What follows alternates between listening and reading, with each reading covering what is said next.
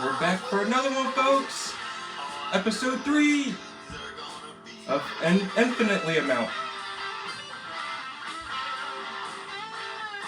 Gather in, gather in. The 6 o'clock show is about to begin.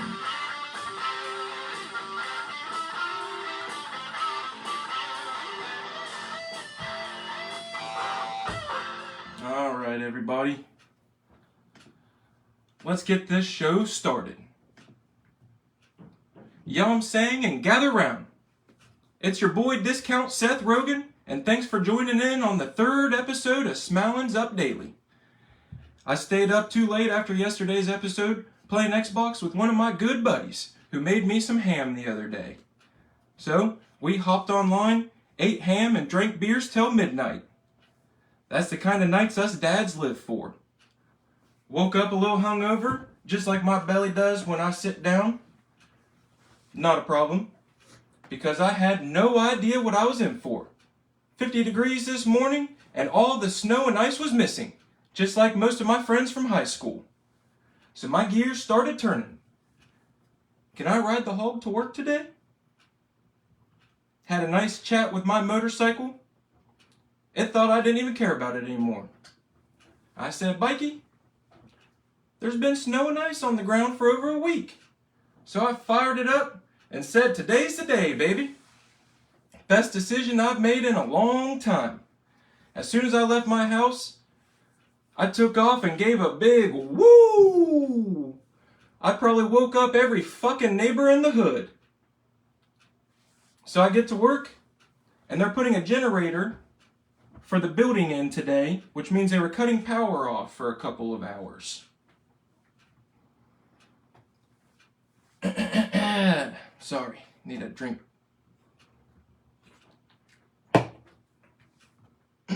I had to slice bologna today, so they got the slicer, hooked it up to a smaller generator, grabbed some floodlights, and I went to town. Sliced bologna just like the cavemen did. Also, if y'all have never seen a giant log of bologna, uncut, give it a Google image search. You will not be disappointed. Get all that done, day's going great, but then the smelling ship starts to go off course. I go to wash all the salt off my work van and wait at the car wash for like 25 minutes before I get in a dock. It was just one lady that took the time, and it was really painful to watch. Finally get in there, hop out, and the worker told me that the dock I just went in was down for maintenance. So I was kind of irritated. Call my boss. He says, hit the other car wash down the road. I get over there, wait another 10 minutes, just to find out my van was too big to even fit in there. The refrigerator unit on top would have been ripped clean off. Good thing I double checked it before I went in there, because this day really would have taken a nosedive. So I gave up, took off running out of work, hopped back on the hog, and made a pit stop at Chipotle. It was beautiful, it was sunny, and my nipples hate honey. So I ate on the outside patio, alone, and smiled like a weirdo the whole time. Made it home, and have a bunch of stuff I had to throw in the truck. Had to go to the dump with all the Christmas stuff and whatnot. I get to the dump, and I'll be damned if I didn't lose the rest of my patience there. It's like a giant pit that 4 trucks can easily fit in when you back in there. And there's a ding-dong taking up 2 spots on each half of this wall that divides everything. I followed him up there, and as he was backing in, I was like, put my hands up. I was like, "What are you doing? Make space for both of us." He didn't do it. He just kind of looked at me. So I wait 10 minutes. He leaves. I flip him off. I back in there, I start throwing my stuff away, and then this lady comes over the speaker and tells me that I have to move. She says that I have to go to this yellow section, which is painted yellow on the floor. I didn't understand it. I was really annoyed. I only had maybe 1 more minute of stuff to throw away. And I can't fit on this other side because this guy took up both spots. So I pull out, fuming at this point, have to wait another 10 minutes while the other guy's still throwing his stuff away. One of the other co-workers in the meantime comes and sticks a cone in front of where I was parked at, and then another 5 minutes goes by, a semi-truck comes up. I have to move around the parking lot for him to wiggle back in that spot that they blocked off that I could already had everything thrown away at.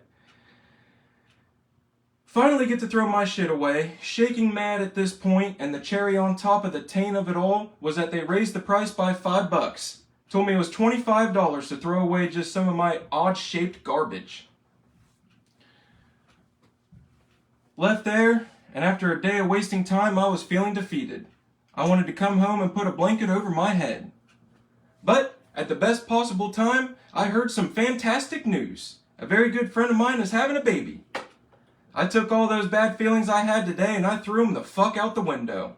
Went from thinking it was the best day ever, to annoyed, to pissed off, then back to the best day ever again. After the good news, I took the Christmas lights off the house. My wife took the tree decorations down. The grass is brown. Grandma in a nightgown. That's all I have for you guys. I'll see y'all tomorrow.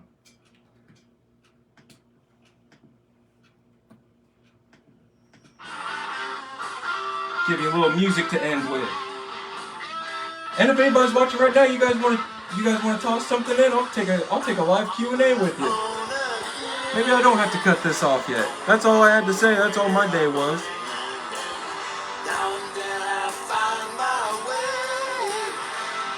Alright, well, if nobody's got anything to say, catch y'all next time.